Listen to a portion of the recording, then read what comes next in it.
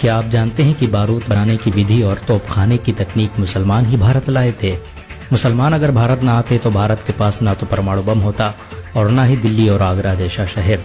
मुसलमानों के बगैर भारत रॉकेट टेक्नोलॉजी से भी महरूम रहता, क्योंकि इसे बनाने वाला टीपू सुल्तान एक मुसलमान था। मुसलमान अगर भारत न आते तो आपको समोसा, बिरयानी, कबाब, रोस्टेड और कीमा जैसे लजीज खाने भी देखने को न मिलते। यहाँ तक कि आप खिचड़ी से भी वंचित रहते, क्योंकि इसे बनाने की विधि मुगलों ने ही विकसित की थी। पुलाव, हलवा, पूरी और मुरब्बा को बनाने का तरीका भी मुसलमान अपने साथ भारत लाए थे। आपको ये जानकर शायद हैरानी हो कि अखंड भारत का निर्माण मुसलमानों ने ही किया था। देश के तिरंगे झंडे को डिजाइन करने वाली महिला सुरैया तैयब जी एक मुसलमान थीं। दिल्ली, आगरा, लखनऊ, हैदराबाद, औरंगाबाद जैसे मशहूर शहर मुसलमानों ने ही बसाए थे। एक अंदाजे के मुताबिक मुसलमानों ने भारत में 10,000 से अधिक गांवों और कस्बों का निर्माण किया, जो आज भी भारत की शान माने जाते हैं।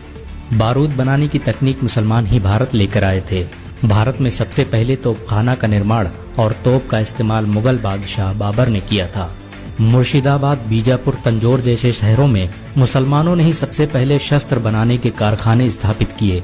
ये भारत के पहले कारखाने थे जहां पर बंदूकों, तोपों और रॉकेटों का निर्माण किया जाता था। मुसलमानों के आने से पहले भारतीयों को बंदूक बनाने की तकनीक के बारे में कोई अंदाजा नहीं था। अगर मुसलमान भारत न आते तो यहाँ के लोग सदियों तक इस टेक्नोलॉजी से वंचित रह जाते। आपको ये जानकर हैरानी होगी कि खजूर, फूल गोभी, नींबू, धनिया, सेब, संतरा इत्यादि के पेड़ मुसलमान ही भारत लाए थे। मुसलमानों ने ही भारत में सबसे पहले इनकी खेती प्रारंभ की, जो बाद में भारत की प्रमुख फसलें बन गईं। बहुत कम लोग जानते हैं कि साबुन का आविष्कार सबसे पहले मुसलमानों ने ही किया था, और जब तुर्की के मुसलमान भारत में दाखिल हुए तो उनके साथ ये तकनीक भी भारत आ गई और धीरे धीरे साबुन का इस्तेमाल पूरे भारत में होने लगा। मुसलमानों के आने से पहले भारत के लोग रेत का इस्तेमाल करते थे।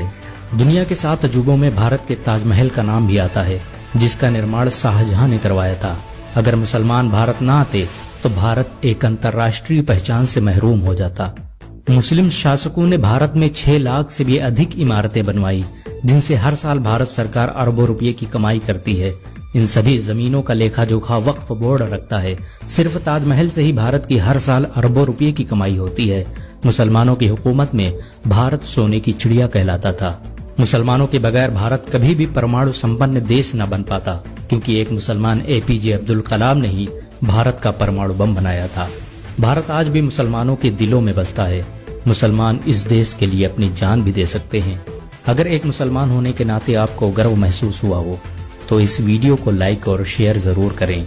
ऐसी और वीडियो को देखने के लिए हमारे चैनल को सब्सक्राइब करें, घंटा जरूर दबाएं। अगर आप यह वीडियो फेसबुक पर देख रहे हैं तो हमारे पेज इंडियन मुस्लिम्स को जरूर लाइक करें।